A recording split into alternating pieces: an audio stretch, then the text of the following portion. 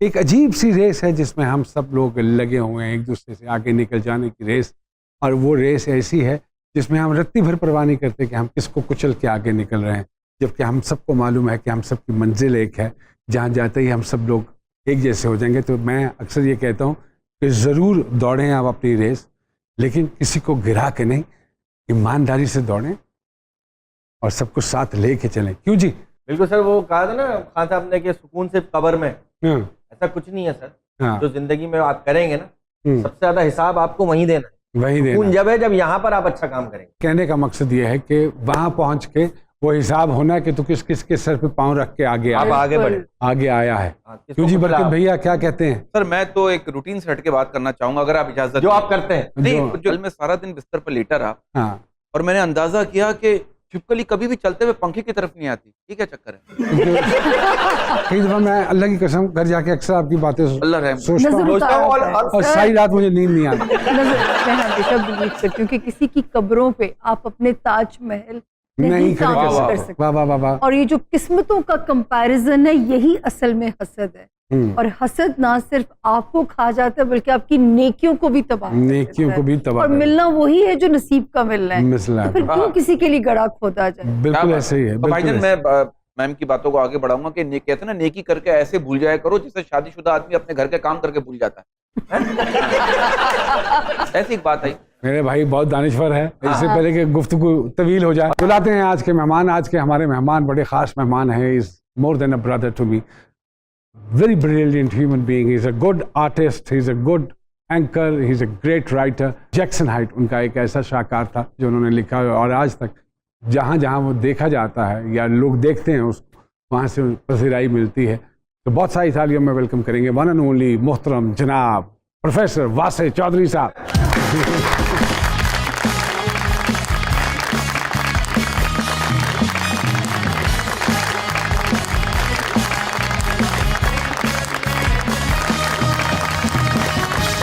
वाह वाह वाह।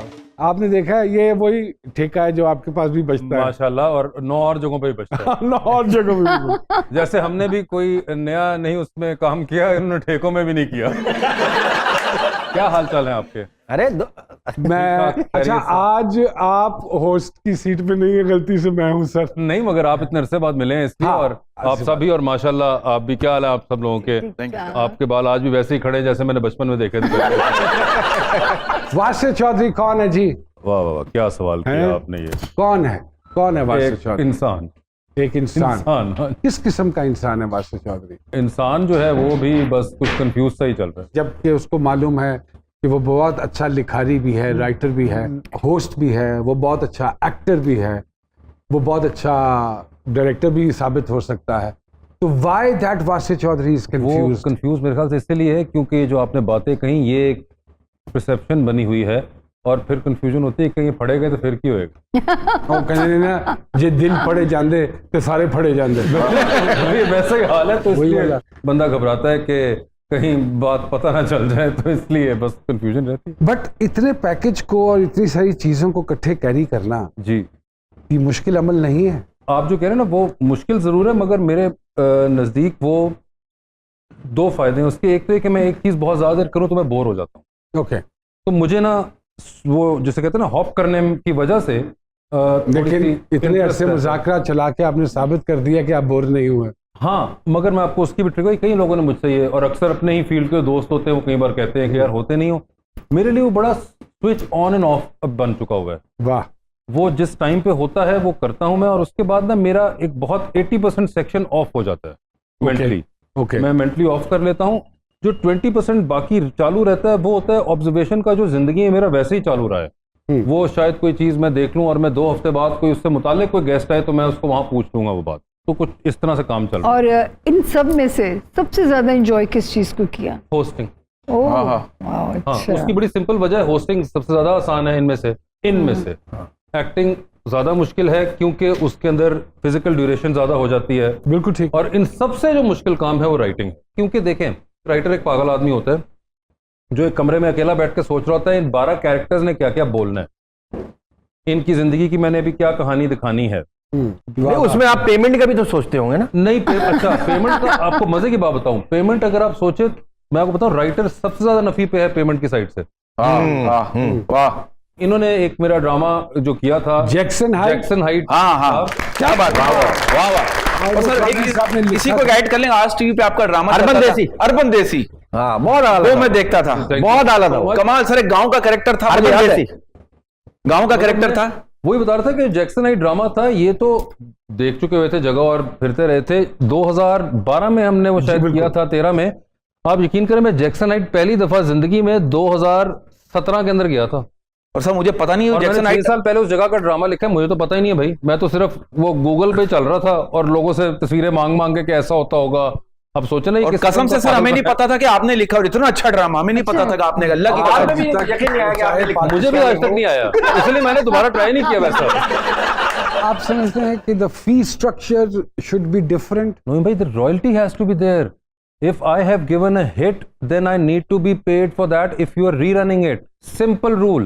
पाकिस्तान के तमाम एंटरटेनमेंट चैनल्स जो हैं वो ये जानते हैं, ये सिंपल जेनेरिक रूल है। ओके, वासी चौधरी साहब थोड़ा सा बताइएगा अर्ली एजुकेशन के हवाले से, कहाँ से तालीम हासिल की और सर बहुत ज्यादा जगहों से की, और बहुत मैं अब्बा क्या गवर्नमेंट जॉब में थे? नहीं सर, नहीं। अगर होते तो शायद मैं आज इतना ये बताते हुए शर्मिंदा ना हो रहा होता। वो मेरी अपनी वजूहत थी। फेल होते रहे? बहुत फेल होता रहा सर, मैं बहुत जबरदस्त फेलियर रहा हूँ पढ़ने के जमाने में। It is not something to be proud of, मगर अब मैं झूठ नहीं बोल सकता। Are you serious? जी, मैं बहुत बुरा स्टूडेंट था। मैं बताता हूँ, लोगों को हंसते हैं। वो आप अक्सर ड्रामों में, फिल्मों में ऐसा जुमला सोचते हैं कि यार और भाई ये तो मैट्रिक में 3 दफा फेल हुआ है। सर मैंने 6 दफा मैट्रिक का एग्जाम दिया। सर मैंने 3 दफा। नहीं सर, मैं आपको काट गया ना फिर। अच्छा सर, ये सही बात है। सॉरी, ये लिखने वाले, बहुत से लिखने वाले अच्छे होते हैं, पढ़ने वाले नहीं। जैसे पेंटर्स होते हैं जो दीवारों पे लिखते हैं, वो पढ़े लिखे नहीं होते, वो देख देख के लिख रहे होते हैं, लेकिन उनकी लिखारी कितनी अच्छी होती है। पूछने वाली बात ये है कि मैट्रिक में फंस कहाँ जाते थे, किस सब्जेक्ट एक्चुअली जो में? मेरे कुछ किसके साथ? आपके दिमाग का खलल था उस टाइम पे, बस एक स्टेज थी जिंदगी के अंदर, एक अजीब ही फजूल अपने अंदर एक रेबल बने हुए थे, तो पेपर खाली छोड़ाता था, इस किस्म की बेवकूफियां करता था। मगर बस फिर अल्लाह का शुक्र है किसी तरह से निकल आया। वो एक अलग पूरी कहानी है कि निकल आया। मैट्रिक में इन्होंने एमएससी की है बहुत ज्यादा। आपका और हमारा नेचर ये कि ज्यादा पढ़ के किसी का हक ना मारो। ये भी एक ये एजुकेशन ईगो। मेरा मानना ये है कि जो इस तरह के लाइक बच्चे होते हैं ना, वो घर के चौधरी होते हैं। वाह, वाह। इसीलिए हाँ, नहीं होता चौधरी- है। नहीं जी, नाम के होते हैं सिर्फ। नाम क्यों? नाम चौधरी। प्रोफेसर वासे चौधरी साहब हमारे साथ मौजूद है। Let's take a quick break.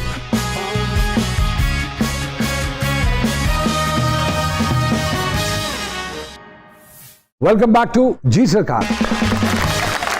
इस काम में घुसने का क्या कोई खानदान में नहीं जी, या एक फैमिली? धक्का था, बिल्कुल एक थिएटर की तरफ धक्का पड़ गया था। मेरे एक कजन ही है, हसीब खान, वो भी एक्टिंग करते हैं। वो आपके जी रिश्तेदार जी, हैं? मेरे रिश्तेदार हैं वो। अच्छा। तो वो एक ड्रामे में थिएटर के जा रहे थे, वो मुझे साथ ले गए थे। तो मैं खड़ा हुआ था साइड पे, वो अपनी रिहर्सल कर रहे थे थिएटर में। तो वो जो डायरेक्टर था थिएटर का, उसका कोई एक कैरेक्टर भाग गया। हाँ। तो उसने कहा कि वो मेरे कज़न से कि यार वो लड़का आपका कौन है? उसने कहा कज़न है मेरा। उसने कहा यार वो खड़ा हो जाएगा। वो 15 सेकंड का एक बॉडीगार्ड का रोल था। तो वो मैं फारिग से छुट्टियां चल रही थी उन दिनों में, तो मैं खड़ा हो गया बॉडीगार्ड के रोल में। वो एक लाइन होती थी कि एक वो शी इज़ हेयर, गन पे पॉइंट पे एक लड़की को लेकर आना है, हाँ।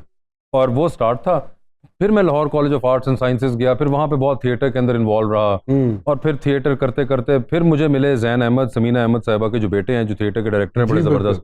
उन्होंने फिर मेरा एक ड्रामा डायरेक्ट किया था, और उन्होंने फिर मुझे, अहमद भट्ट को, फवाद खान को इकट्ठा करके एक ड्रामा बनाया था, जट एंड बॉन्ड। और ये कब का वाकया सन है? 2001 के अंदर जट एंड बॉन्ड था। और फिर वो उन्होंने कहा सुपर हिट ड्रामा था सर, लिखो भी इंडस खुद ही, का तो फिर हमने लिखा भी खुद ही। और फिर हम 3, 4, 5 बिलाल समी वगैरह, हम सब दोस्त इकट्ठे हमने उसमें काम शुरू किया। पीटीवी पे आपका एक ड्रामा चलता था, अहमद भट्ट साहब और राइटर आप थे। खोजी। ओ सर, वो भी बड़ा था, ओवरकोट पहनते थे खोजी जी, जी, बन के। और सर वो पीटीवी पे चलता था, एक गाड़ी थी, मुझे याद है, मैंने कहा यार ये क्या है यार। अब सिटकॉम सब सिर्फ सर एक ही सिटकॉम रह गया है, उसी को हम जो है ना वो घुमाए जा रहे हैं। सिटकॉम ही नहीं हमारे पास। उर्मी भैया का कहने का मकसद ये है कि जो ट्रेंड था सिटकॉम, जी जी, वो ट्रेंड खत्म हो गया। बिल्कुल। उसकी कोई खास वजह? उसकी वजह ये थी कि एक ज़माने में बहुत चलते थे, और फिर कुछ एक मार्केट शिफ्ट ऐसा हुआ कि कराची के अंदर चैनल्स कुछ थे, उन्होंने ना क्या कि सिटकॉम्स अभी नहीं हम ले रहे जी। Lahore was a major producer of sitcoms. जब लेने बंद कर दिए तो वो एक पूरा खेप यहाँ से हट गया, लाहौर से जो बनाता था, क्योंकि किसके लिए बनाते भाई, को खरीद ही नहीं रहा था। That kind of killed Lahore की कॉमेडी साइड, जो कि एक बहुत मेजर चीज थी जो कि लाहौर से आया करती। और आप कॉमेडी राइटिंग करते? मैं करता था जी, बिल्कुल। Comedy writing is it difficult than serious writing? अगर अच्छी की जाए तो दोनों मुश्किल हैं, हम्म। अगर बुरी की जाए तो दोनों ही आसान है।